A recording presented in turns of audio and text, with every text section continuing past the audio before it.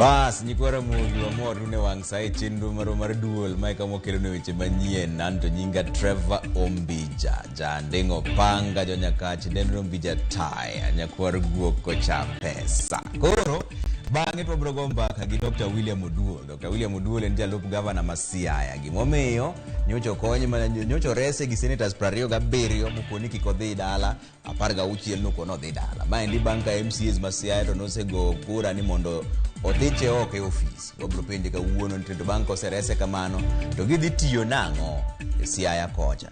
Mane mbaka mobrogo kode kango chopo gimoro sa 1:30 e chenro marwa mar duol. Imbe dwa rinjo pachi 2:6 ne kaka nyalo yudo wa dwa rinjo pachi weche madhi mbele Siaya kono, lakini sani wachaka ne weche manyien.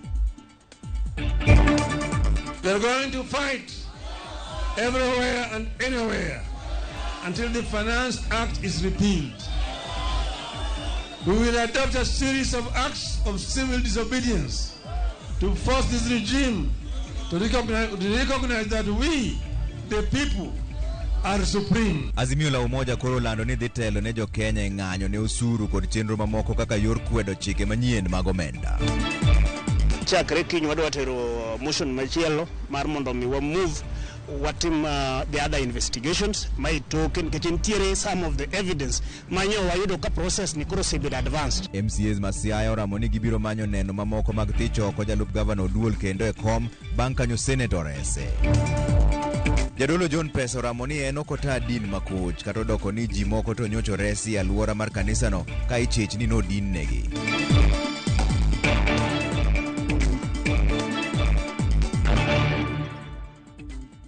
Ero kamano kuom keto Ramogi TV ka jaloko marwa en Belinda Dhiambo nyar game.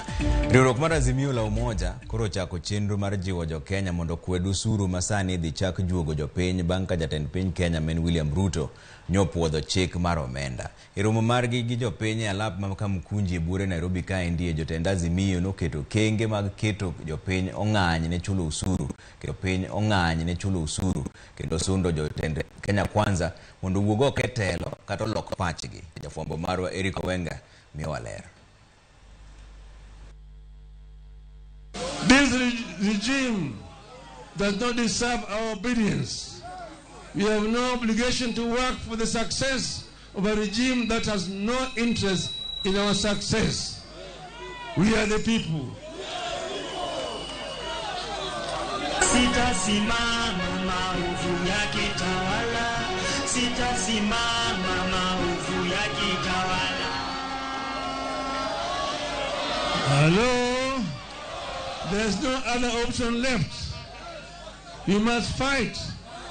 We are going to fight everywhere and anywhere until the Finance Act is repealed. We will adopt a series of acts of civil disobedience to force this regime to recognize that we, the people, are supreme. Through civil disobedience, we will deny Ruto the taxes he thinks he can extort from us by force. Dear Kenyans, you have been abandoned by our leaders. You must now look we must now look out for each other and be our brothers and sisters keepers. Jafwambo marwa Eric Owenga okoni mano lieko nugo mana matin koko bro kele matut sa 3 lakini sani wadhi ane mbele ni usuru ma ijuogo ewi modhi mag nyamburko ma osebed ka imedo kinde ka kinde koro medo kelo ywak mawuok e oganda matiyo kod mwandu no kama koro gineno ni onge ber magiyudo kuwuok kuom usuru weko mana kaka Edwin Okoth leronwa usuru ma ijuogo mondo los go ndara ema medo kelo liet kama bende piny owacho pod nyalo chuno mondo med usuru no e kinde mabiro. Dwe ka dwe, diesel kod petrol ma ok tin lita milion 380 inyewe thur kaka luwore kod kwan ma igolo kod duol matayo nengo mwandugo EPRA. Lita ka lita ma oganda nyiewo oting'o osuru ting' nyadiboro. Osuru makawo chiegni nus mar nengo ma EPRA lando dwe ka dwe. Nitiere pesa ma bende nitiere ma ing'ado wagande sa asa modhi olo fuel. Pesa ni endi osebed king'ado wagodo all along. To kwane ka pesa ni konyowa kobiro kor kang'owa loso ndara wane. Osuru ma ong'ede kaka road maintenance levy ne ochak juogi mana ken siling 3 kende lita ka lita. E nengo masani, Jo apiko kod weg nyamburko golo siling 18 lita ka lita maginyiewo mondo losgo ndara. Kata kamano, jogo matiyo kod moko kuom ndernigo pod medo ywak. Ka koro kata sama wuoyo kod ni ndara otimo radhni ma kata kaka ji ringe ndara onge, japeng' osiko mana ka en kafundi no bende pesa onge, spare part cha be ni malo. Mama mboga winjo matek makata ka pikipiki obiro kode, nyanya cha otore morumo, maembe otore morumo, paipai otore morumo. Koro mama ni en kata kodhi e kibanda kacha modhi yawo gik moko, tiyudo ka kata gima uso onge, gik moko kethore te ne wach ndara. Kichaki wuok ka ing'iyo ndara ma Kibos nyaka Chiga kochiko Ombei rach mokinyal ringe to wani dwa ng'adwa ting'adwa to ndara te marach ma gima dang' iwache ndara kanyo onge. Ndara rach ma sasa migolo pikipiki okilirimo kiloso pikipiki to fil be ni malo. En lal magiwacho ni okalo nyaka pek magiyude ndara kende. Sani ndara ni miyowa shida kabisa. Kata sani kiluwe nyaka chakrel gongs ka kidhi yo Mbeme. En gi bugni mang'eny. Samoro kiwuok ka idhi tich, samoro ichope ot ka dendi ojon. Masani mae be miyowa shida kod mine mwadak ge ud. Tij road maintenance levy manyuolo chiegni siling bilion 7 dwe ka dwe bende ichich godo. Janon buge omenda Nancy Gadhugu ne ogolo penje wi tij omenda maromo siling bilion 2 gi milion 700 mawuok e wi agulu no higa mokalo. Bede migepe kaka mochung' ne gero nderni mayudore e bombe, Kura, nderni madongo Kena, kachiel kod kera magero nderni e gwenge, duto yudo omenda mar loso ndara kowuok kuom oganda manyiewo modhi nyamburko. Kaka nderni medore kod kaka moko kuom mitokni chako tiyo kod teko stima, nyalo biro chuno piny owacho mondo med osuru no, ponono ni ting' mar loso ndara pod ibiro we lwet jonyiewo mauta. Edwin Okoth, Ramogi TV, Nairobi. Wadoka ne weche mag siasa ni riwruog Azimio la Umoja One Kenya Alliance odagi ni ogibibedo gi twak gi kweth mar Kenya Kwanza kata odoko ni Kenya Kwanza noluongo gi kendo e twak tarik 4 dwe manyien. Azimio wacho ni thuolo mar twak ne oserumo kendo ok nyal yie kendo loso gi jo sirikal. Lidio Keyo miwa ler mar wachni. Mana thuolo machuok bang' kweth mar Kenya Kwanza orukwayo mar bago twak gi kweth mar Azimio la Umoja One Kenya Alliance nyadichiel kendo. Kweth no maketo piny owacho tesre oramo ni ok gibiro mungang' gi kweth mar Kenya Kwanza. Having imposed on us the punitive taxation measures contained in the Finance Act 2023 in complete disregard of our views, we declare an end to the bipartisan talks to which we had sent our delegation in the hope that Kenya Kwanza will show interest in resolving the pro-people issues, including the cost of living. Mabiro bang' twak mano bagi dweche 2 mokalo gi kweth 2 mag siasa go bare bang' kweth mar Azimio la Umoja One Kenya Alliance balo gi kweth mar Kenya Kwanza emano magiwacho ni Kenya Kwanza ne okomiyo twak makamano pek mowinjore kabende ne gidwaro ni chungi paro mar chik mar omenda mabende koro sani osebedo chike pachoka. Moko kuom weche manowinjo go mbaka gi kweth mag siasa 2 go oriwo pek mar ngima, yiero e yor winjruok, commissioners manyien mag IBC kabende Azimio la Umoja One Kenya Alliance ne dwaro mondo mi Kenya Kwanza owedonjore siasa mag duond bura mar Jubilee.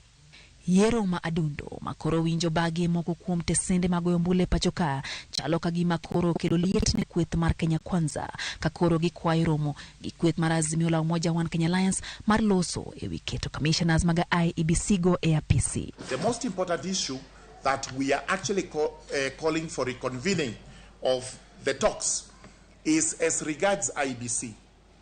You know very well that out of goodwill, even the recruitment process was suspended, awaiting the talks. And this is the assurance we were trying to give to the other side, that as the talks went on, there would be no recruitment process being carried on.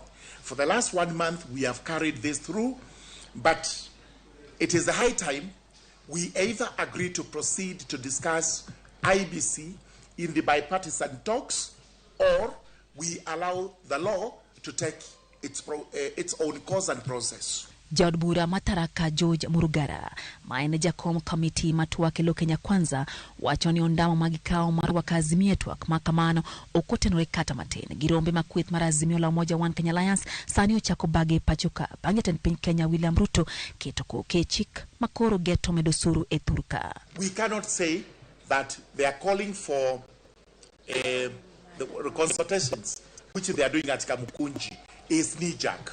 So if it is not knee-jerk, even what we are doing here today is also not knee-jerk, because we call this the earliest available opportunity. This is what we are all using. Penjo maduong' en ni ere okang' makweth mar Kenya Kwanza biro kao bang' Azimio la Umoja One Kenya Alliance tamore bedo gi twak makamano. Lydia Okeyo, Ramogi TV, Nairobi. Kwa kanyo ni jopiny ma Siaya kod jotelo mag kaunti no ogolo pachgi ewi okang' manyo seneto kao mar dok ne Oduol. Kaka Walter Nyambaga leronwa, Oduol ne okoni oketo maino e tiyo ne jopiny ma Siaya ka MCAs to pod oramo ni gibiro manyo neno mamoko magole oko e ofis. Telo ne kendo. The Senate has failed to remove from office by impeachment Honorable William Oduol, the Deputy Governor of Siaya County, and that the Deputy Governor accordingly continues to hold office. Bang od bura mar Senate luto mbulu mar reso jalup Governor ma Siaya William Oduol, moko kuom jopiny e kaunti ma Siaya opoyo okang' mane okaw kod Senate kagikone thich Oduol ne opong' kod siasa. Nagolo Senate erokamano to MCAs wa chiemo to wigi wil kagima japiny otimo. Ok wasebedo gi maendeleo, wasebedo kwadong' chien nikech siasa waketo mbele. Kane Oduol owacho gik matimre maricho Siaya, kar girang to gin gigolo Oduol e tich mangiso ni ne giluwo siasa. Nitie pressure manie tokgi. Amor gi gima notimre nyoro kendo aneno ni demokrasia duoge piny mar Kenya ka. Kata kamano, moko toko ni onge ratiro ma Senate otimo ne jodak ma Siaya kata odoko ni neno ne opedhi matudo Oduol kod ketho katiba, donjruok kod nyiepo mag mwandu to kod tiyo marach kod apis mare. Okwabishangilia no Oduol oduok kata Oduol okoduok. Gima duong' mwadwa neno ni to bende duogo mar Oduol okelo winjruok. To kosekelo winjruok to wane dongruok Siaya ka. Koro wakwayo jok michago korgi mecha wacho no Oduol rach mara nini waduogo losuru siasa obed gi maendeleo. MCS to kone kata odoko ni Oduol otony nyim Senate kamano. Giko ni gibiro medo choko neno mar thiche oko kendo. Aparo chakre kiny wadwa tero motion machielo mar mondo mi wa move watim the other investigations my token ke ntiere some of the evidence manyo wayudo ka process ni koro sebedo advanced. Koro evidence machien kacha ka wadwa dwarogi wadwa dhi koro compile gi from around next week. Aparo no bro proceed on with the investigations, the final details wabro chiwo kaka waendelea. Josiaya te nigi lit nikech joma gin go gi yie mabet e Senate e od bura mar Senate monego bed ni gin jok marito chiwo arita mar wach mar devolution ema Irose wacho ni gin mano tich ma ok gitim gin gigoyo siasa. Koro ng'ama nigi lal maduong' en Jasiaya morito ni odwa neno kapi ridre gwen kandara igero ka yath nitie subtal. To mano nyalo mana timre ka jok magiyiero mondo giket mondo tinegi tiye yo makare. Oduol to pod onyiso mor mare ka koro dwaro kwe mondo bede kinde kod Governor James Agri Orengo. Walter Nyambaga, Ramogi TV. Komiti mar od bura marango weche mag thieth oramo ni nyaka koro tim nonro matut ewi chenro mag okumba thieth mar NHIF. Maendi biro e kinde ma iliekore ni moko kuom apisas mag NHIF osedonje mibadhi ka gitiyo kod jotije moko meg hospitende mag ji giwegi. Jafwambo marwa Judith Omondi miyowa ler mar wachni. Giko neto apisas mag agulu mar NHIF ne ochopo e nyim kamiti mar thieth mar pedho duoko mar penjo kama oting'o leo chwalo omenda mag thieth ne osiptende, lipote wi kaka giyudo omenda, duoko penjo wi gima omiyo osiptende moko ok yie thiedho jotuo ka gitiyo kod kad mar NHIF, kaachiel kod kaka gichiwo omenda mag thieth ne chenro ma isiro kod piny owacho kaka thieth mar jopuonjre mag sekondar, linda mama kod thieth ne jodongo. Jagoro ma ongirore migawo mar thieth bende ne ochopo. Lipot mane ochwal ne jood burago ne nyiso ni e higni 2 mokalo NHIF ne oseloso omenda mabup kipimo gi higni mokalo kod moheo bilion 6. Gino mane onyayo ich wangi ma omiyo kare gi ywak ni gionge kod omenda. So those 2 years, the fund made a surplus after tax. So from layman, a surplus means you made more money than the cranes. Of 6 billion. So why are we unable to pay? If we are even making a surplus, why are we unable to pay? Moko kuom jood bura mane osekalo e liet mar temo chulo thieth kod NHIF bende ne ogolo ywak mokalo kuom bedo ni NHIF yie mana timo chudo ne osiptal mag yiero gin giwuon to ok ma jatuo nitie ahinya to ne jotuo madwaro thieth mag tuoche madongo. These people, my mom is undergoing cancer treatment. We request for pre-authorization. We were denied by an institute that is having 7 billion in its books. Jagoro ma ongirore migao mar thieth Hari Kimtai kata kamano ne odoko rapisas mag NHIF madhog gi ne omoko e nyim kamiti no kokwayo mondo migi thuolo mar loso report malach mabiro duoko penjo duto mag jood bura. What is the organization of this NHIF? Will then provide more detail so that you're able to interrogate the NHIF and grind down to the finer details of where the loopholes are NHIF can be identified through this committee and whether NHIF have taken action previously or not. Jakom mar komiti ong'ado bura gi diere kendo koni gidhi chako nonro e wi okumba mar thieth mar NHIF mondo migi yanga dieri kigin. We intend to open an inquiry because Kenyans cannot be fleeced of their contributions. This committee will not watch as individuals within the NHIF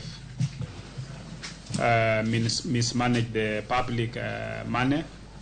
Mibadhi ma okwako okumba mar thieth mar NHIF osekelo liete pacho ka kuom dweche koro kendo jatend migao mar thieth Susan Nakumicha jumbe 2 ma okalo ne ochungo e tich moko kuom jotelo mag bad migao mar NHIF e kaunti ma Nairobi, Kiambu kod Nyeri e kind mamoko.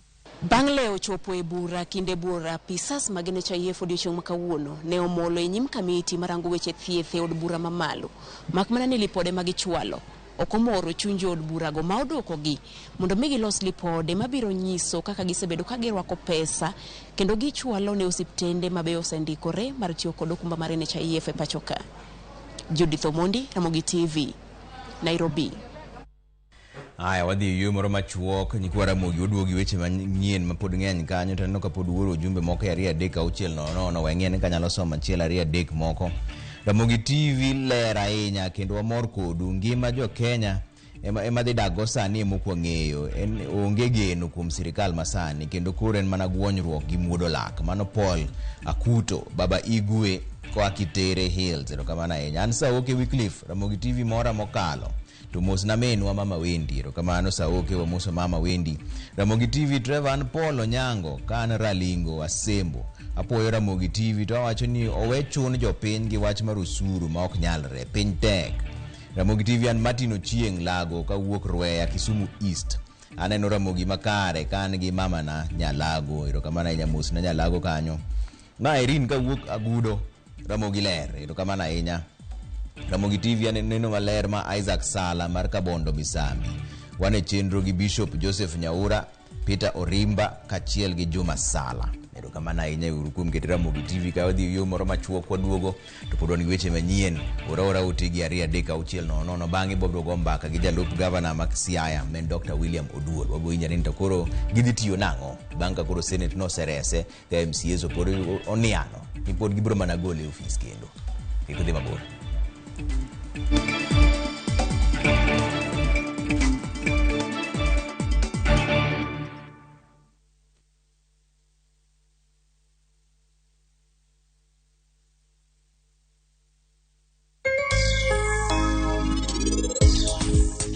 Jane Sarpach DSP wacho maber ka ino kibiro kodwa to tango anabutiyo gite komo miya kaka polis madam ena gomo miyo meher tima rusani tunge eno erore gi manafu Anadwa mondo iti gi wenge nigo, ting'iyare maber kama intiere sani.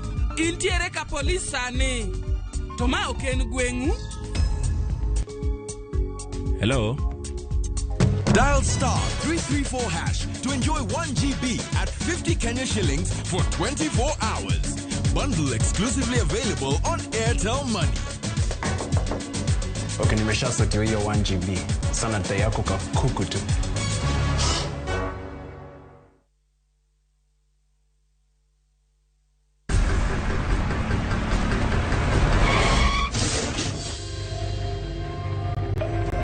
Pole sana madam.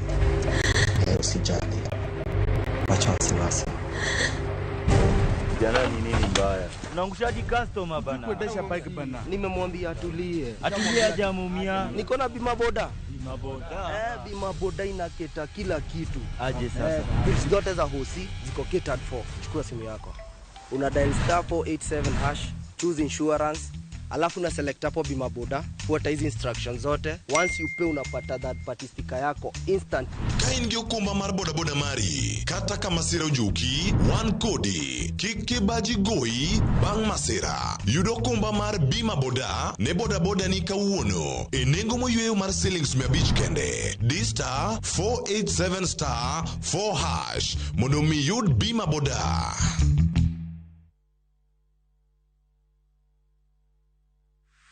Is bad breath getting in your way? FreshMed mouthwash is formulated with fluoride and essential oils designed to fight bacteria that causes bad breath and tooth decay, working to give you a stronger enamel, fresher breath, and healthier gums. For better oral hygiene, try FreshMed today. Available in ice mint and spearmint flavors in all outlets near you. From Tropical Brands. Jijenge na shilingi 1500 guaranteed kila wiki kwa kucheza Kaende Jackpot. Shiriki kwa kutumia 50 bob pekee, cheza na Autopic kwa kutuma neno KJP kwa 29063. Not for persons under the age of 18. BCLB number 416.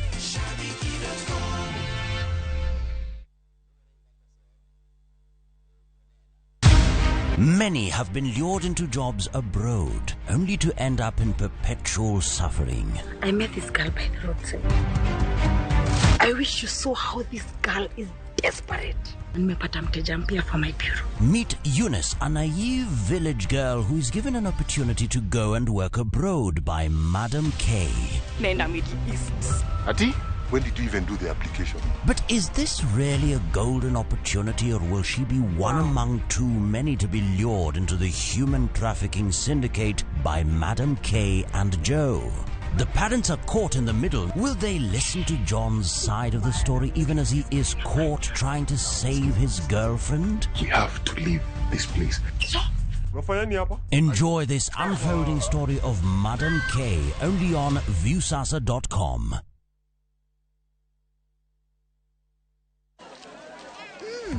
Colgate Herbal is formulated from a unique blend of natural herbs and is scientifically proven to strengthen teeth and keep gums healthy. Try Colgate Herbal, scientifically proven for strong teeth and healthy gums.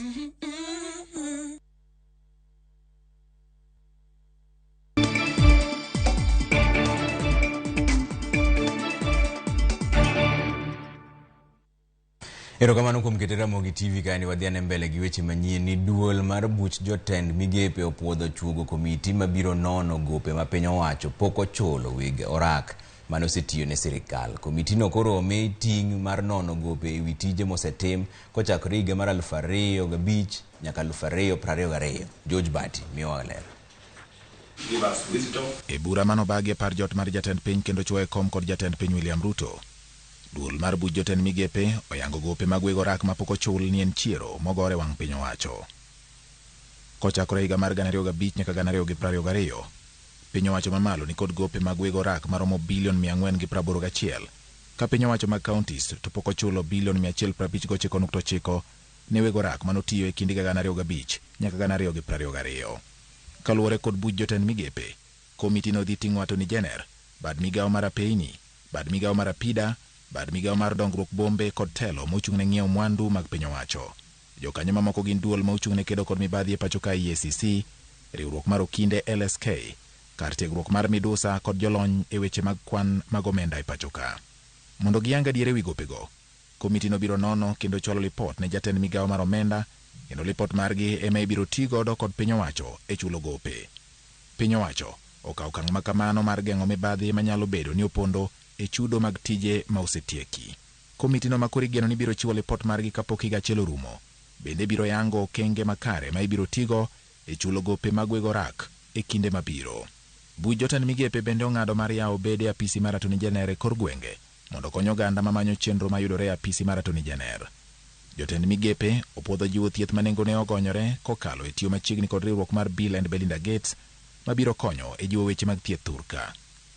E wi dwaro mar chwalo mayot ne jopiny tije mag piny owacho, duol mar buch jotend migepe okoni gi mor kod okang' mar chwalo chenro mag piny owacho kokalo e lony manyasani, kamaloyo chenro 5,000 mag piny owacho ma ichwalo e yor lony manyasani idhi yangi tarik 30 mar dweni mar auchiel. Kaka okang' mar tieko midhiero mayudo wego rak ma osetiyo ne piny owacho koting'o dang'ni mag paro kod peyo ma isiki peyogi kod kembe machiwo negi hola kaluwore kod deko mar chulo hola makamago, piny owacho mar Kenya Kwanza koro singo ni gidhi timo duto mar neno ni joma otimo rak ne piny owacho omi chudo maggi mapiyo mondo gin bende gidhi nyime kod ngimagi kod ohala maggi maonge kod ng'ikruok. George Bati, Ramogi TV. Puonj madongo mag sikunde mag sekondar okwayo piny owacho mondo ket gi ng'eruok mathoth makoro rocho somo e pacho kaendi. Jopuonjgo manie romo margi mar higa ka higa e kaunti ma Mombasa bende ywak ni chenro mar somo mar lai mar CBC nyalo podho kapo ni ok orange malong'o. Simpros Okinda miyo ler. En romo moywayo jotend sikunde mag sekondar mag piny owacho ka koro jopuonj oketo wigi kanyachiel mar twak ewi keto kare chenro mag somo e thurka. Jopuonj go golo ywak ewi ng'ikruok mathoth mokwako lai mar somo mar CBC kata kapok omako mach. Jopuonj ywak ni piny owacho pok oketo chenro duto makare maneno ni CBC ochakore e yo makare, kaka ta moko kuom jopuonjre pok ondika yanga kod piny owacho. Sani wan gi grade 7 e primary girito mondo gidonji e secondary school, e senior school. To nyaka sechegi preparation malong'o, chenruok malong'o pok otimore. Nitie nyithindo mang'eny ma odonjo schools to nyingegi pok orwake e database maduong' mar Ministry of Education. Wabiro mondo wago mbaka ni to ere kaka wanyalo loso gini makapo ni pesa koro biro to nyithindo te nyalo bedo covered. Kata obedo ni somo mar CBC e primary osechakore, jopuonj neno ni onge ikruok makare ne CBC e skunde mag sekondar. Onge gima oseiki nikech ka nochakore nobiro gi rot moro kanyo, one classroom e secondary school. To mano is not enough. Gik ma CBC dwaro gin gik mang'eny mok mana just a classroom. Odwaro gik mang'eny kabisa mondo miye ka CBC nyalo dhi e wang'e. Koro ka sirkal dwaro mondo CBC succeed, nyaka giket in place gik moko duto te madwarore CBC. Jopuonj medo jiwo duondgi mondo migawo mar somo kas lwetgi e tiego jopuonj kod chulogi e yo makare mar bero lai mar CBC. Jopuonj bende are not adequately prepared. Gibiro training mondo gi undertake CBC pok otimore e yo malong'o manyalo konyo CBC. Koro human resource bi owinjo bed trained kabisa mondo mi CBC succeed. Jopuonj bende ywago deny mar skunde ma ji dakie ka gikwayo piny owacho mondo chiwnegi thuolo mar keto kuonde dak e skunde ma ji dhi to duogo pacho mondo med thuolo ne jopuonjre mamoko. En adier ni skunde pong', lakini day schools ok nigi nafas manyalo kawo nyithindo mang'eny. En mana ni gima ji oluoro ni day school wuotho pile ka pile, sama yudo ka koth ochwe nyithindo chandore gi chuodho, ma ginyalo yie ni day school obed gi section moro mar boarding. To mano nyalo konyowa kabisa, kaka mato wan wadwaro section moro mar boarding nikech wani bungu kama lich kabisa. Koro kinyalo miwa partner to waketo nyithindo moko bodnwa to population nyawa nyalo dhi malo maber. Jatend piny William Ruto kod jatend migawo mar somo Ezekiel Machogu igeno ni biro chopo e romo odiechieng' makiny mar twak gi jopuonjego. Simpros Okinda, Ramogi TV.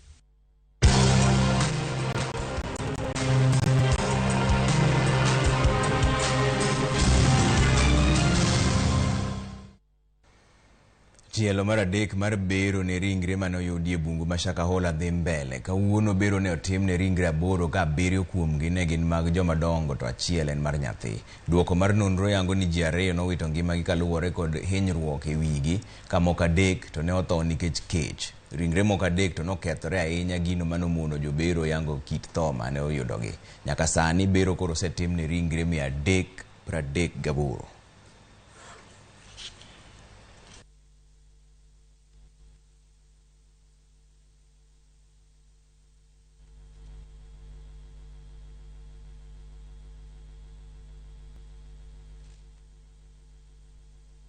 done a total of 8 postmortems.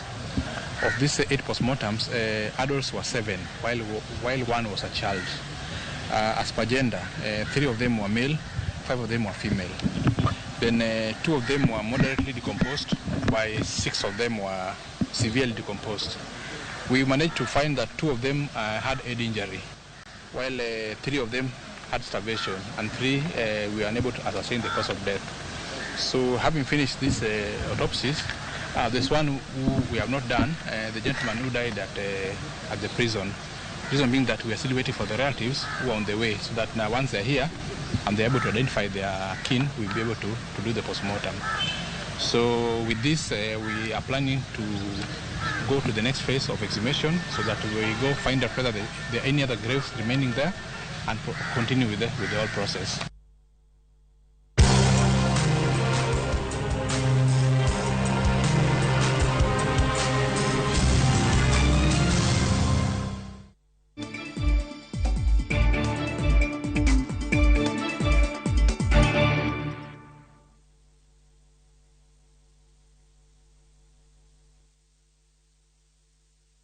Jijenge na shilingi 1500 guaranteed kila wiki kwa kucheza Kaende Jackpot. Shiriki kwa kutumia 50 bob pekee, cheza na Autopic kwa kutuma neno KJP kwa 29063. Not for persons under the age of 18. BCLB number 416.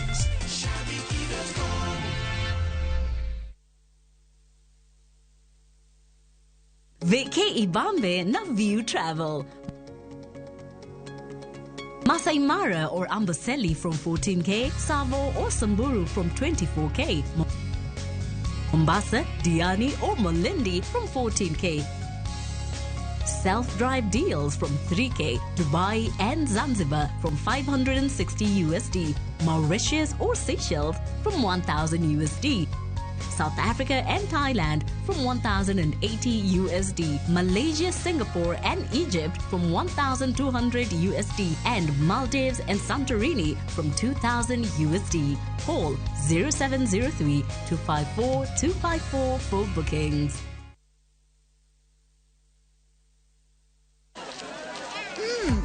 Colgate Herbal is formulated from a unique blend of natural herbs and is scientifically proven to strengthen teeth and keep gums healthy.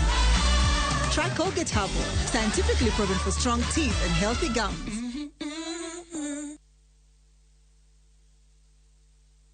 Royal Mabati Limited, wase yepo Kisumu City. Wan kod mabati marang'iny mare ni malo, otegno, nengo ne yot kendo gore piny. Yud ber mag offers ma wan godo mag gauge 30, kido mar profile gi siling 388 kuom mita. Roman tile gi siling 621 kuom mita. Stone coated tiles madhi gi siling 725 kende kuom pisa achiel, kanyakla gi nengo mogore piny mar chumbe witado, kido mag light gauge steel trusses. Funde duto nyalo limo bedewa Mama Njit House mayudore Accra Street, apaya ma Paul Mboya. Gochie nono 722 auchiel 38 383 mondo kelni nono maonge chudo kuom seche 72.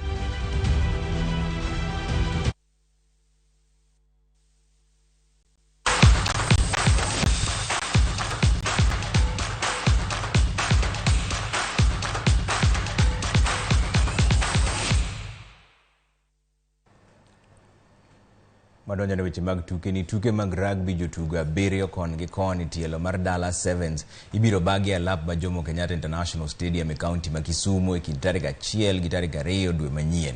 Tim mar Menengai Oilers okete pool A kama otingo tim mar Nakuru ma gin joloch nyadiriyo e tielo mar Dala Sevens, Nondis RFC kachiel gi tim mar Catholic Monks.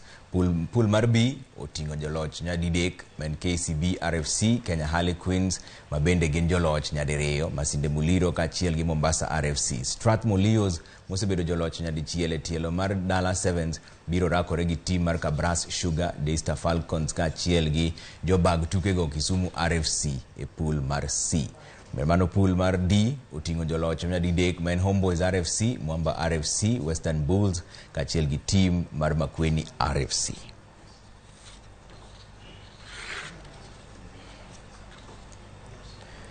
Pinje aboro geno yuore tuke mag rugby e kind jotugo ma higni piny ne higni 20 ma biro bagi alap manyayo dwe manyien. Kenya biro bedo jachiel kuom timbe ma biro tugo gi tugono mar pinje mangima, kama bende biro ting'o Samoa, Uruguay, Scotland, Spain, Hong Kong e kind mamoko bende tugono ma biro timore kuom jumbe 2. Jaloch mar tugono biro yuoro e tuke mag pinje mangima mibiro bagi higa mar 2024. Riwruok matayo tuke mag rugby pacho kae ndio singo ne johera mag rugby ni tugo biro bedo maber kendo giyuoro e alap mar nyayo. Jatugo machon Tendai the Beast bende biro wendo modhial. World Rugby has full confidence in Kenya Rugby Union to host this event. We first hosted it in 2009. And it was a big honor, and for Kenya this is now a singular honor to host this event, especially after COVID pandemic.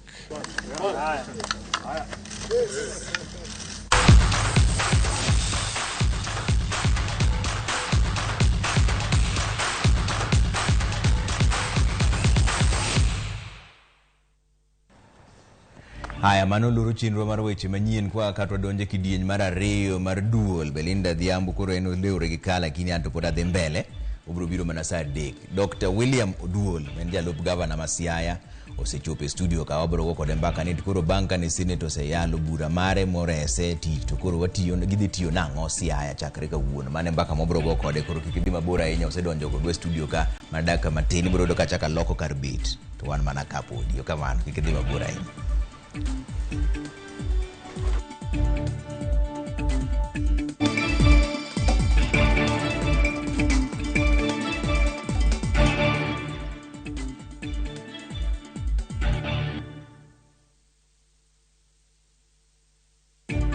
From the slums of Lagos Island, we bring you the story of a young lottery operator, Dio, and his girlfriend, Halima, who find themselves in the hands of a gangster, Innocent. Innocent wants to reap where he did not sow. I expect my money 2 weeks.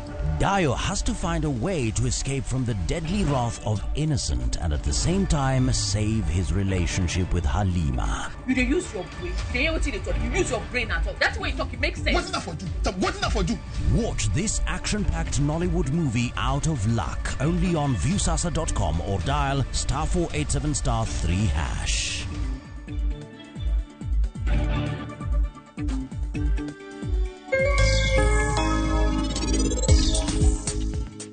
Janes Akwach.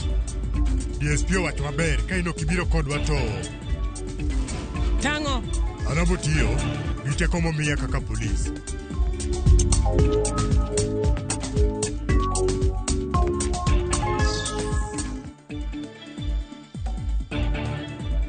Moluor gavana ma Kisumu County, Professor Nyang' Nyong'o, ni kod mor malando ne weg mwandu ni oruch oko ge tamalo 100 chudo mag gope gi nyinyo te ewi lope mayudre e county no. Kaw thuolo mar ng'uono mochiwni mondo itiek gopeni, ma kaw kamano tibo chulo gopeni go duto kendo nyalo kawni ondamo mar chik. Chop mana kod receipt mari mar deposit ir sub county revenue office mondo timni update mar data. Kaw thuolo mar ng'uono ni mondo geng' kuma nyalo betie.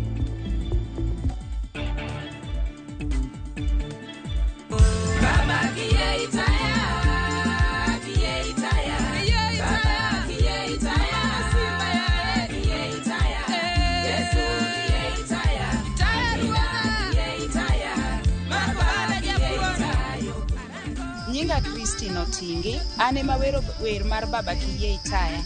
Mondi yud skiza tune mar wendani, di mana ab star, aboro, achiel, star, adek, ang'wen, adek, hash. Ramogi TV, en e od joweri duto te.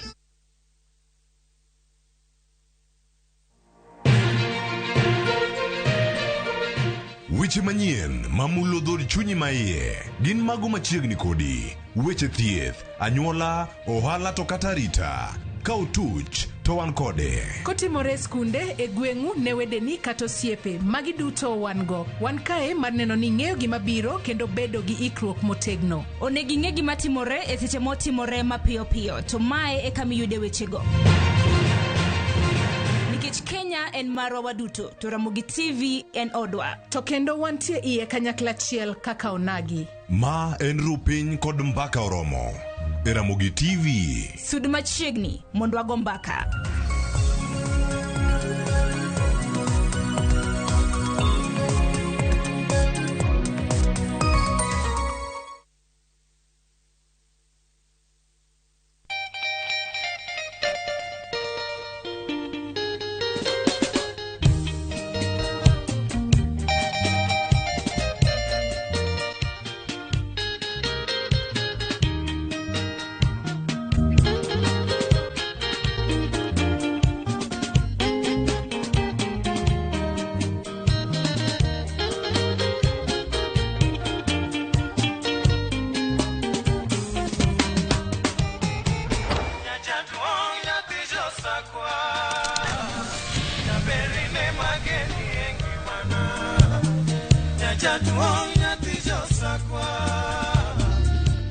Radio Ramogi, Kartun Jaluo.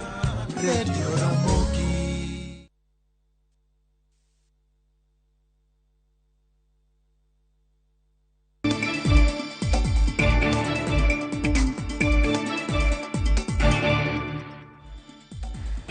Nikwa Ramogi rokamana inya kurwani kidieny mar ariyo mar duol. Taneno ka koro Deputy Governor men jalup Governor Masiaya oserumo kodwa ka en Dr. William Oduol. Rokamana inya kuomi waseche yi Deputy.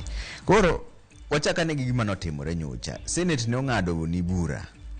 Neno ka ne ng'ado bura yo makare koso nitiere wach siasa iye ka.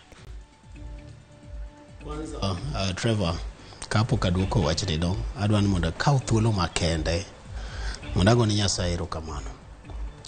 Mar ariyo adwan mondo ago erokamano ni Senate ma Kenya kod okindega lawyers ga mano otaya e kesni kod osiepena kod josiaya duto te kuonde manyogi ng'eyo wae. Senate ng'ado burani ne gi ng'ado maber mane onge siasa. To nikech kata ka iwinjo kaka no speaker wuoyo ok wanyal wacho ni mrengo mane manyogo na ombulu jogi nyogo na ombulu te. Koro anto naneno ni Senate no ng'ado burani yo makare. To koro bang' ma ineno ka sigu moro dhi bedo nikech nichi wacho ni MCAs no tigo do mar chandi e wachni. To koro pod MCAs gima pod ichaki dok tiyo kodgi. Sigu moro nyalo bedo kata sada moro koso dhi timo nang'o bang' ma koro. Koro an kaka Oduol Denge an nyocha wacho kendo kata kawuono ne agolo press conference e mtandao kanyiso oganda Masiaya. To bende nyocha akwayo Governor marwa James Orengo kod MCAs mamegewa Mega Assembly ni wach mar impeachment sani ni etokwa ni wadhi impeachment.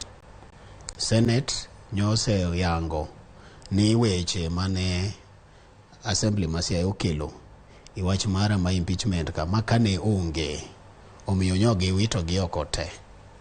To sama dhano dhi e lweny nitiere seche moko ma dhano gwarre jomoko bende chwe remo.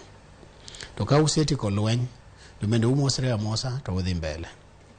An kwayo mara kaka jatelo Masiaya ni siachwa dweche 4 gi Trevor kochakruok dwe mar 2 nyaka sani wasebedo ka wayware kabisa. Wasebedo kwa yware gi Governor Assembly sama rwedhi 2 yware lum machandre. Jasiaya machandre dayo moro man kod nyakware miriambo nikech school fees. Jaboda boda moro maseche moko jo watu manohole pikipiki okonyal chulo 300 odhiambo.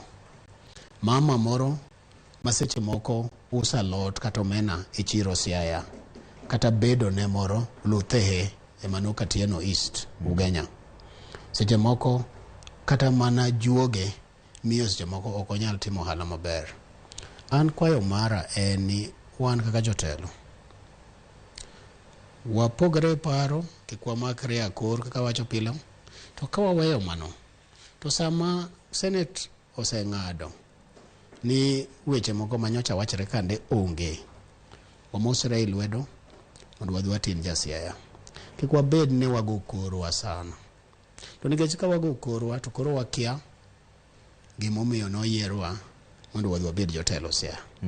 Koro kwayo mara masibedo ka wacho pile, Governor James Orengo en jatendwa, to oyie mondo obed ogaye, oyie mondo obed jatelo. Oduog chien, oluonga, adhi ire, wabed piny, anyise rode manecha asebedo ka wacho ka, wadin mondo watin japiny. Assembly ma Siaya ibende gi tem mondo gine ni watiyo ni josiaya maber machal nadi. To nikech assembly tije en kelo chike, en tije ng'iyo ni japiny itiyo ni maber, kendo tije en oversight.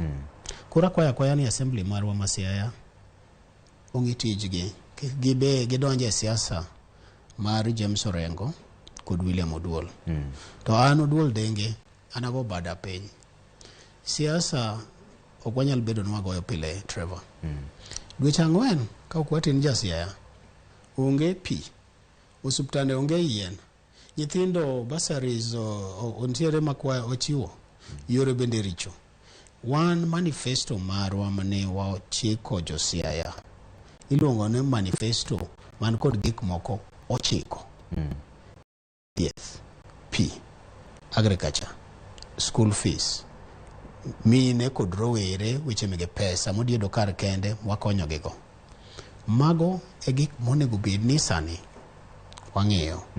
To wach ma siasa takwaya jotelo ni waduokie siasa piny mondo japiny manogonwa ombulu ka chieng' nyamo to koth goyo kochung' e lain nopango lain ne dhi go norengo goduol. Ok ne gigo norengo, ok ne gigo noduol, ne gigo norengo goduol. Akwayo Gavana Orengo, bende wasego lweny ninde, thuone jo Kenya oseneno kata jo Siaya oseneno, thuona jo Kenya oseneno kata jo Siaya oseneno. Koro akwaya gi muolo ni en ogayo marwa, en jaduong'na, en kaka babana. An ayetrie buoye, waduog chien mondo watin jo Siaya. Koro sani in kaka jalup gavana, ikwayo ng'uono kosi dwaro kwe? Nikech kikwayo ng'uono to nyiso ni koro gik manotimore ka gin gik manotimore marach. To kikwayo kwe to nyiso ni pok iyie gik manotimore, lakini mak mana ni koro idwaro ni mondo ubed kamoro achiel uwuo. En mane mondo obed maler? Trevor, ing'e dholuo ma oloya. Kendo dholuo mari aneno kaber kabisa. An akwayo kwe. Okay. Ni mondo kwe obedie, mondo watin japiny. Nyabedo nitiere gik moko ma osetimore maricho mbele kanyo, to koro wawach ni wawegi chien mondo japiny kik med hinyre. Mano e kwayo mara. To MCAs wang'eyo ni pod nitiere moko manoramo kawuono mane wuoyo gi jofwambo, giwacho ni pod gibiro dok kendo mondo giyud yo mar goli oko e ofis. In digis gi nang'o? Kata sani mwawuoyo ni MCA sani okalo motion moro kawuono odhiambo. Motion mokwongo gidwa ni mondo gidhi e High Court, court ma Siaya, mondo judge owach ni an ok onego bed ni abet e office mar sirkal, ni an unfit to hold public office. Mar ariyo, aneno motion digino wacho ni gidwaro ni mondo jo DCI, Director ma Criminal Investigation, otimna investigation kaluwore kod weche mege fertilizer kod kodhi mane giwacho ne a interfere kodo. Mar adek, motion margi wacho ni EACC, jo anti-corruption, mondo bi Siaya mondo ng'iye to ofisa kod kombena nene oger kod milion 18 to bende na otimore kamano kose. Aito kendo mbele kanyo giwacho ni digiher ni ofisa Masiaya kikiena mondo koro adonji ofisa Masiaya ka seche moko nonrogi dhi mbele to kendo giwacho ni governor mondo manyna office moro abedie kikiena mana dhi ofisa Masiaya. Mano wach mane giyiere kawuono. Mano wach ma giwacho kawuono. To gima adwa ni mondo awach Trevor en ni akwaya assembly Masiaya ni gibed joma beyo. Gitin japiny. Kech gima gitemo timo ni en ni gidwaro ni obeda jok mayware, obeda jok ma kod lweny seche te kata lweny maonge. Kech gima assembly temo timo sani motion ma gikelo ni en ni charges ariyo ma giwacho ma gidwa mondo gitere i high court ni. Wach mar gine fertilizer gi.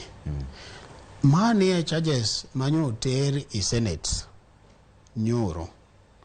Subcommittee no wacho ni gin substantiated gi dholuo ne wacho ne onwang'ago makosa go.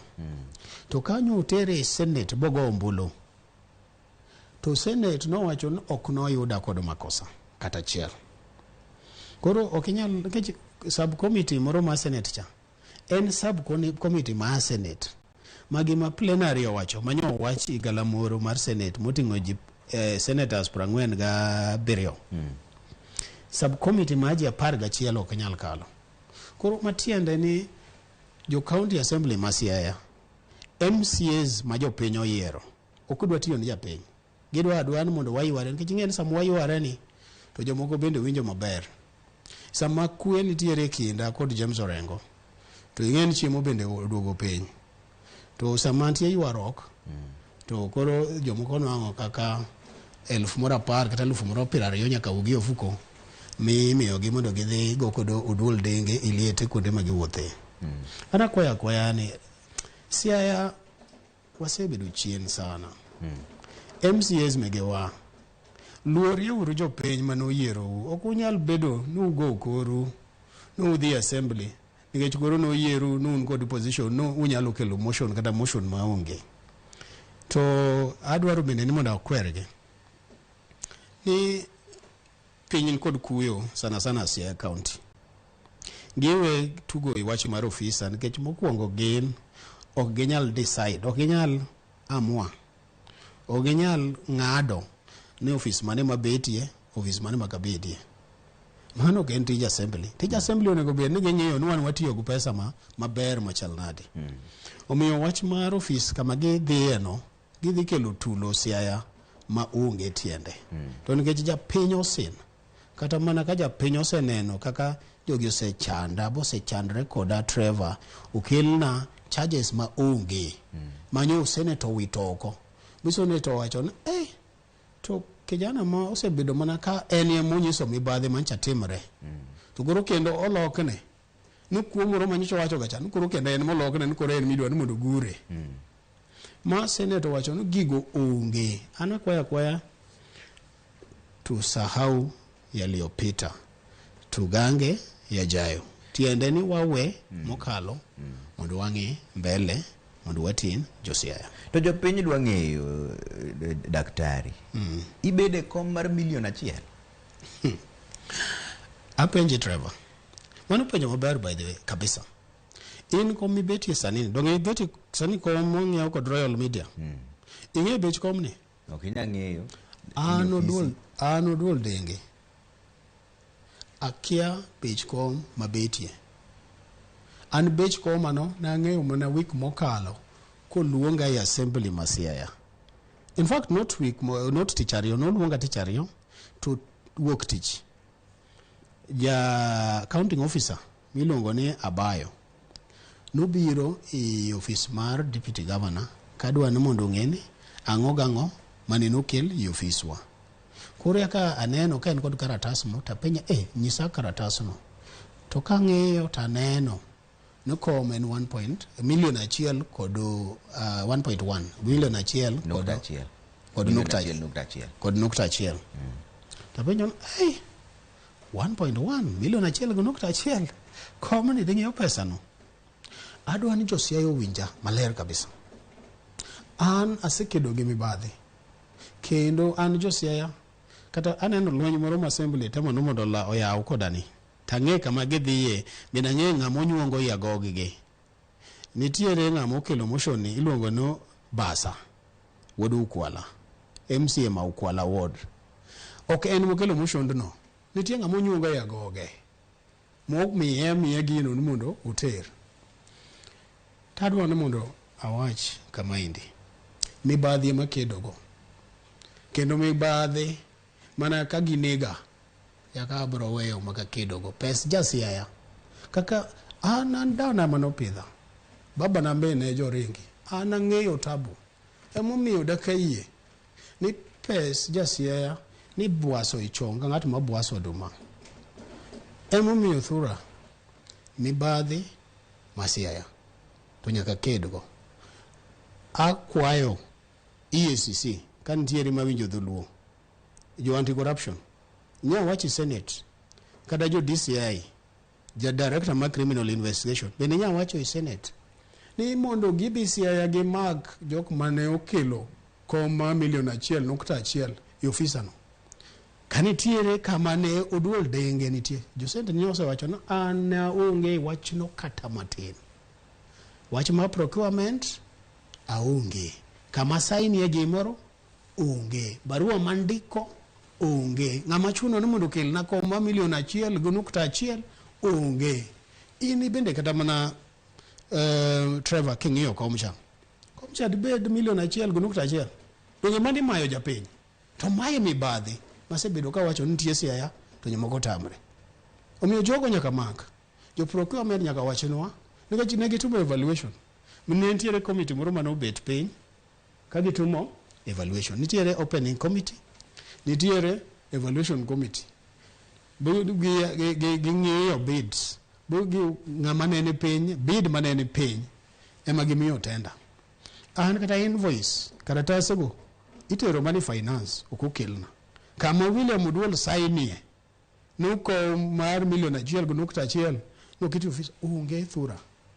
Mage mibadhi mawachoni nitimre siaya to jogo nyaka mak kendo ibiro winjo no maki gi machiegni ma indalo gi tema ni bere komno ni kia kata dibechen pesa di nikech iwacho ni bende ofisi bende ni loso gi $18 million. $18 no en renovation mar office to riwre nyaka kod furniture, yani en kaka tiles ne richo office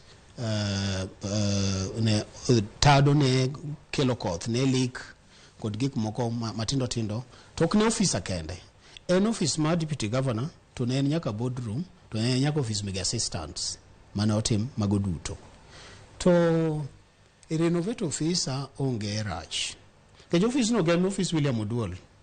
Office no kata mana senate nyowacho nigi no office no en office deputy governor ma Siaya County. Kiny ka ok an deputy governor to in Trevor Ombija ibedo deputy governor ma Siaya County to gineno ka lemo ni maber ibedo deputy governor ma Siaya County ibro bedo impeached ni beti koma $1.1 to in kia beche dwok na penjo no to kineno komno to beno romo million koromo emomiyo wacho ni en mibadhi ma Siaya masebedo ka kedo go kom chande en kom $100,000 omiyo jogi nyaka twe ging'iyo gi kuo marach. Okay.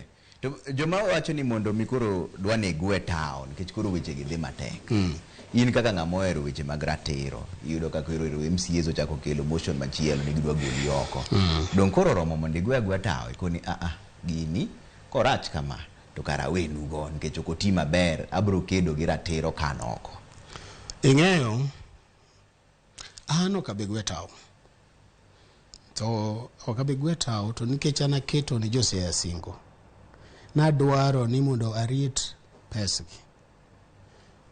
Trevor ka gwe tao to jogi dhi kwalo mabor. Iwach ma impressed mana wacho gacha. Dwe mar 11 na wacho ni $46,000 no gol. Dwe mar 12 na wacho ni $40,000 no gol. Dwe mar 1 na wacho ni mokalo $20,000 no gol. Idweche adek no gol million mokalo 100. Bang chako na go ko dwe mar 2 Minister ma finance kano dhi TV to wacho no dwe mar ariyo milion 3.1 ema gincha gigolo. Aito dwe mar adek milion 2.5 mogol. Aito dwe mar ang'wen giloro impressed no kabisa. To Siaya to pod dhi mbele tich pod tire. Ang'o mane timore ga ndalo mane gigolo milion 40 milion 46 cha. Ang'o miyo bango na koko to goro sani gigolo milion 2 gi milion 3. Donge koko nokonyo jo Siaya. Emo miyo thura wacho ni kata sani kopo ni gikwalo to giluor to bende wadhi yudogi. Kwanza dwe mar 5 gi dwe mar 6 ka ang'eyo ni nitiere invoices moko mochul ma fake mege contractors mago pod idhi yango. Wadhi yango. Mago pod wadhi yango. Nitiere invoices mochul ma fake mege contractors. To mago pod japiny nyaka ng'e. An mibadhi ema kedogo. To wadwan mondo wati. An ok adwan mondo ago koko seche te. An adwara ni James Orengo obedie ng'ama duong'. Obedie jatendwa. Obedie wuonwa. En ye wuon Siaya. En ye mobul moumowa Siaya County. Ana kwaye to nikech sani dweche 3 kapok wawuoyo. Pok wuoyo dweche 3. Dweche 3 kapok wawuoyo. To igen en gima rach ni governors gi. Sama gimanyo ombulu. To gimanyo deputies ma gibende ging'eyo giparo ni nyalo kelo ni ombulu. Kendo ndalo no unu osiepe kabisa. Makata si minyalo go okuoyo pile. Si minyalo go ni kata ndalo 10 odiochieng'. To wagise bedi kombe gi renjore. To wigi owil. Emomiyo Senate nyo wacho ne wang'ni office deputy governor dware ni mondo tij deputy governor oketi constitution. Maka udonjo to kni inisomo ga gazet ni rito ni nyaka governor mi tich. Adon mondo wach gimoro ka indi Trevor. Iwach mar assembly kod motion magikelo ni. An jo assembly hana dwaro sani ni mondo wakao yoru okwang'ono iwacho ni nitiere pogruok kind kwang'ono kod ang'ono cha. Gimanyo kwe. Ana dwaro ni mondo wamany kwe. Ingen manyo kwe pogre kod kwang'ono. Kwang'ono manyiso ni an gi makosa. An ok kwang'ono ana manyo kwe. Tamanyo kwe to nikech mama makomo piny gi tiende maja Siaya. Mosebedo ka chandre dweche 3 dweche 4 kwa wayware. Ana ng'e gima chanda assembly ma Siaya. MCS. Ana wacho nitiere ko Siaya. To charges manyo okel nyoro mane subcommittee okelo. Ok ne en mar impressed. Ok ne en ba pesa mana wacho ni kwalo. Ne gi confirm gik mane ne gi yie kod weche mana wacho go. Gima ne subcommittee okoyie kodo. Ne en wach mar fertilizer kod wach mar noriamb Joseph Ogut. Tadiera mantie. Joseph Ogut ncha neno koting'o muma bokwer ne ko wachona. To awene kod Nyasachi no wachona. No riembe, no chune, no mondo oduok contract mare ma chien gudweche 8. Lakini nyocho kwer kata kawuono agone mos to nikech olalo wadgi. Kata kawuono wuoyo koda nikech agin kod fundraiser, agin garambe. To aduogo ne wachno kendo wuoyo ne kan kod lit kabisa to nikech na temo kedo ne kabisa ni mondo duoke ka governor ok ne dwan mondo duogo. To i process ma duoke no ne nigi duoko contract mar chien to wachona. To goro ka wacho to dhi oting'o muma okwer ne ko wacho Nyasaye nene to anu ka kuong'e jaricho ringo mana kende. To gimo mi awacho ni ang'amo ni gwe town nikech ini wacho kendi sani pok wuoyo gi governor dweche 3. Wang'eyo ni katiba masani chi wacho ni ene monego bedo ng'isi gima onego tem nikech in jalup mare. Katiba pok oloki monyiso ni tiji en achiel 2 3. Dong mano koro nyiso ni chuli to tich mitiyo to onge. Nikech ka pok wuoyo kata pok ong'isi ni mae gima itim. Trevor. Serikal mokalo higni 2 Siaya County no lalo billion 2. Higa achiel mokalo Siaya County no lalo billion 1. ni audit report mar huko, nitiere mar auditor general, nitiere nyaka internal audit. Dwe mar dweche adek kende awacho ni kapok nachako gogo nwalalo mokalo $100,000. Kopo ni agwetao to jogi dhi yiecho kendo yako Siaya yak Kisumu. Akiago mi wacho ni yak Kisumu. Gidhi yako Siaya mabor kabisa. An bet nakacha. Omiyo giluoro kata kopo ni gitemo. To gikwalo ka giluoro. Sani awinjo ni kata mana finance kanyo. Finance. Impressed. Manyocha gisign ni requisition. Sama ng'ato dwaro $1,500,000 to sendiko requisition. Sani awinjo ni sani mondo ng'ato oyiene ni mondo sign kanyo. To nyaka indik gimomiyo. Yani en story mabor. Gik moko lokore. Okay. To adwa mondo anyis assembly masia to nikech aneno ka assembly an awacho ni koro dhano ti. An ok adwa lweny, an ating'o bada. Adwaro ni mondo wakel kwe Siaya mondo watin japiny. James Orengo kopo ni nena kata kopo ni James Bob Agri Orengo governor mara musiepna, wherever you are, kamora mora ma intie kata kopo ni nitiere johera magi ma winjo gima William Oduol wacho ni, bedo gae, bedo ng'ama ber, duog chien. Senate nyose ng'ado no gik mancha wacho kande, gik mancha assembly wacho ka onge, wabed piny mondo watin. Ang'a moni gocho ne governor? Irento pogo gocho. Nasetemo gocho ne.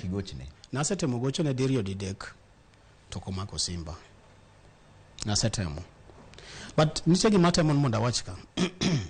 Kawuono an biro kwayo governor mondo yie owuog oko mondo watin jo Siaya. Kech ing'eyo ni koma governor ni ok en mare kende. Mane kome kod William Oduol Denge. En governor to an deputy governor. Section constitution kane aparo ne en section 181. Owacho ni executive office mar governor en governor kod deputy governor. To kendo ing'e ne wan otiko en mana achiel. Picha nen ka to picha nan ka. Nitiere jomoko masiche moko ne kohere to gocho ne nikech an. Nitiere joma bende kohera to gocho na nikech en. Koro konyalo wacho no ombulu 1,170 mano wan wang'o ka. Kiko par ok onyalo wacho ni gin megige, gin ombuchwa te. Okay. To gima muhimu en ni kik wakuod wijo Siaya. An akwayo ni jaluono wacho ni renge rwath nyaka oringo chweyo. Ng'en rwath ringo to gomo chimo. Iringo tidwogo chien. Koro isekwayo kwe ne jo Siaya. To party bende sei nini nda UDA. Kendo koro nitiere ywak moro ni nitiere joma UDA manosiri e Senate kae. Ida kwayo kwe nang'o gi party. Irisechako gi jo Siaya. Party to mato wach migolo ganye to kapok aduoki an mondo watie wach mar assembly because an afeel ni assembly ema dwaro pod mondo nya wach malweny makonego binu wabedo go. Jo assembly oyiergi kod jo piny. To wach mar lweny kod William Oduol gi ai. Ang'eyo ni seche moko nya bedo ni igi owang' koda. To nikech ntiere weche manyocha wacho e Senate. Nikech in assembly mondo ging'i executive, mondo ging'i governor kod an kaka watiyo maber, mondo gisiem wang'a ni Trevor kaendi pes japiny aneno ku kawo $1,010,000 ka okiwacho nan pesa ni utiyo kod nade mondo gibed ni gisiemo wang'a. En mana kopo ni onge pesa moro maseche moko watemo ga ni mondo wamigi kuwuok executive.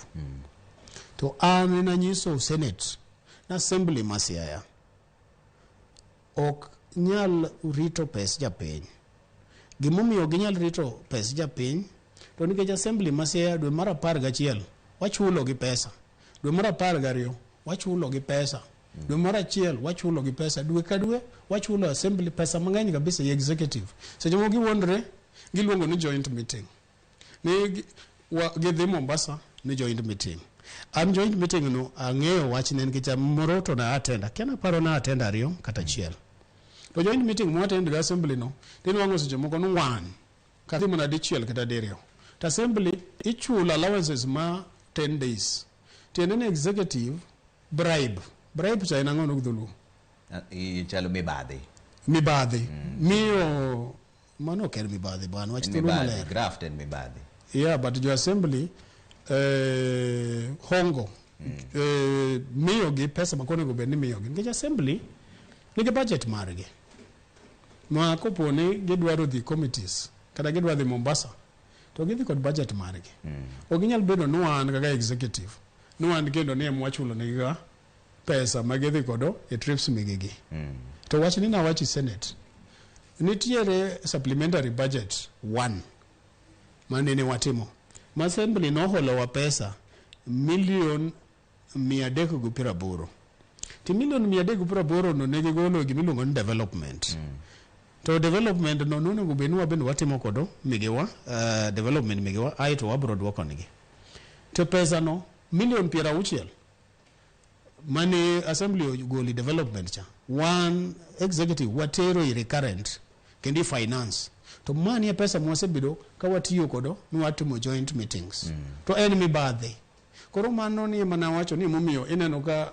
assembly koro gweyo nigo kodo koko an William Oduol jo assembly masiaya adwan mondo wati karachiel lakini watiyo karachiel kod adiera maonge mibadhi anakwayo kwe mondo wati ni japiny koro waduok wachni ma party kod wach ma UDA mokwongo iting'e nadi ni joma nogo nombulu gin jo UDA nikech dong' ng'e ni igo ombulu i kompyuta nyiwaneno mane screen kacha chane 27 kod 16 lakini ok ing'eyo ni Oburu Odinga ogocho nade Tom Ojienda ogocho nade Chararigei ogocho nade kata Aaron Cheruiyot kose nyin ing'eyo kaka jo Kenya Kwanza actually onge UDA Kenya Kwanza kod Azimio doge mani wacho kose UDA kod ODM ine manini guro jaduo emu atemo wacho mokwongo nago ni senators go erokamano to nikech ombulu manyo ogona nyoke nombulu mar Kenya Kwanza kata UDA to nyoke nombulu mar ODM kata Azimio gona ombulu kod senators te ma an nya yombo gombulu 27 ok ni iyombo 27 to ni ng'at ma ni jo assembly ni kod 24 nyen 27 tayombo gi mabor nyoge ni gin ga 16 to onge gine ng'ama nyowacho mani ma jo UDA ok wanyal ng'eyo to mar ariyo ipenjo wach ma party and by the way and party na en ODM besebedo ka wacho pile to an gisega bedo ga gitemo mondo gimie na chilo kata mana 2013 ndalo manene ya campaign Trevor kenda ndalo no bende koro ni setieko school ndalo no ne giwacho na ja Jubilee mandalo moko gigolo posters mana mar Uhuru Kenyatta koni kod Ruto kondo anani diere to ne podo komono jopiny go nombolo ke jopiny ng'e nen propaganda koro ng'en sani impunity fights back eyo ni mibadhi ng'ene sech nyaka tamana negi an seya ga chande akwayo josea kod onagi te kuonde mauntie kod jogo ma ok joluo to winjo dholuo lemna uru matek to nikech an kinda kuru gasumbi weche makedo kodogi gin weche matek ma kata mana mondo ng'ato olal gi chunya yot to ana yie ni mondo aked ni jasiaya to party marwa mar ODM to bende kosedhi koda maber an pile an itiyo koda mana kaka ngas 2013 Mheshimiwa Rengo no campaign kodo kabisa okadon munda luonga nyenge nikech onge kaendi ok onyal defend himself lakini josiaya ong'eyo ne campaign kendo na keto pesa na teko na te campaign cha ai to nene gi biro be gi ruka gi weya i junction 2022 bende nyicha josiaya neno kwa campaign matek kod governor Mara Mahero koro sani kendo gidwa gano mondo giweya i junction kata kopone en go taparo no duol dengo se chulo go moromo akwayo party marwa nikech an daher mana ni kama koro gini ochopeni wawe kata mano buru to nikech jaduong' Oburu Odinga ing'e masega piem kode masicho moko okonyal bedo objective en mana onego bed ni okelo kwe kinda gorengo to koro winje okinyi ka wuoyi radio to nenre ne en koro kawo nyakonchiel akwayo gaye marwa Raila Amolo Odinga mondo luongwa mondo ketwa piny kopo ni ng'ato moro amora kinyal ketwa piny to kata mana jodongo kata mana jo kanisa na kwayo ni mondo ketwa piny mondo kwe obedie mondo watin josiaya. Okay. Akwayo director mara Philip mondo ng'iyane simu ntiere aneno ka Honorable Elisha Odhiambo men ja od bura ma game temo gonwa simu kanyo wada winjane no paro nang'o to wach ni mogik koro kiwuoyo wada gocho ne sani apani Hilary Philip da gocho ne mondo winjane kako wacho in gi namba ne simbi kanyo mondo winjane no wacho nang'o to wach ni mogik en nang'o koro sani ka koro watieko nikech sado dhi ka gima mayo wawang'o.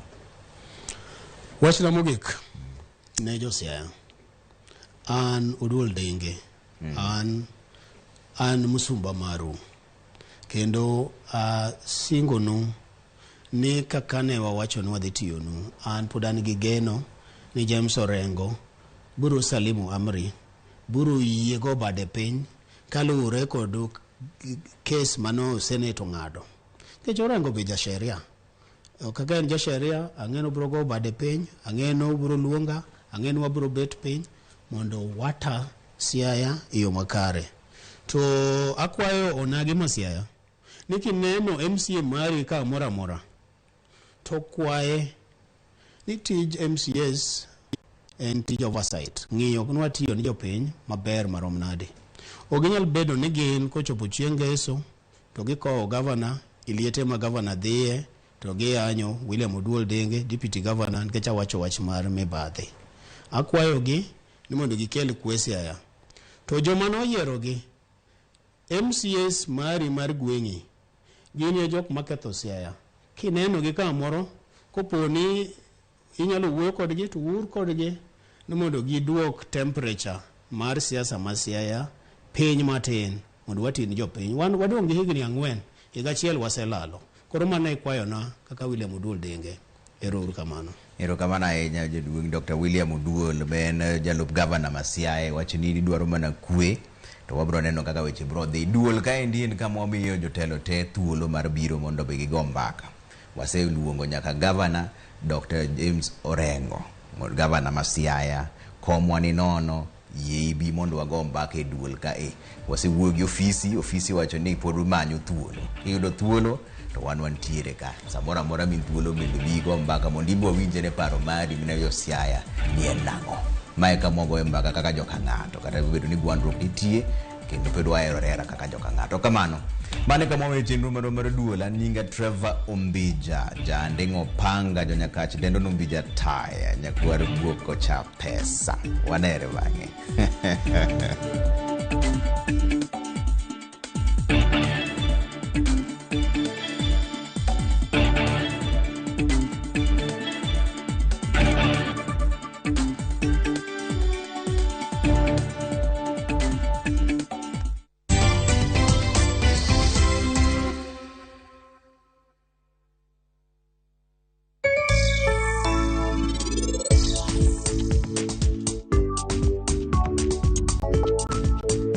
Money service imefika.